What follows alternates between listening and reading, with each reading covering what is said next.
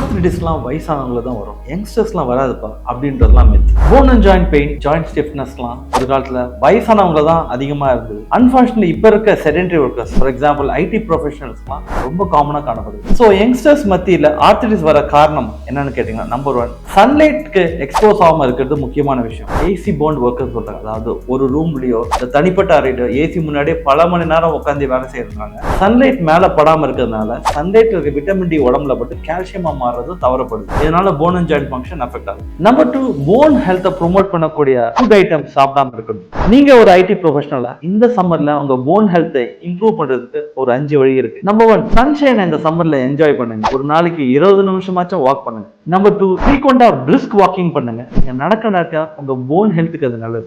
Number 3 சன்லைட்னால உருவாகிற polyphenol based fruits ஆன பெரிஸ், செரிஸ், ராஸ்பெரிஸ் மற்றும் ப்ளூபெரிஸ் உட்கொள்றது போன் ஹெல்த்துக்கு நல்லது. Number 4 take some time to relax. வேலைன்னு இருந்தீங்கன்னா உடம்புல ஸ்ட்ரெஸ் உருவாகி கார்டிசோல் என்ற ஹார்மோன் உற்பத்தியாகி கெடு விளைவிக்கக்கூடும். Number 5 Coca Cola no.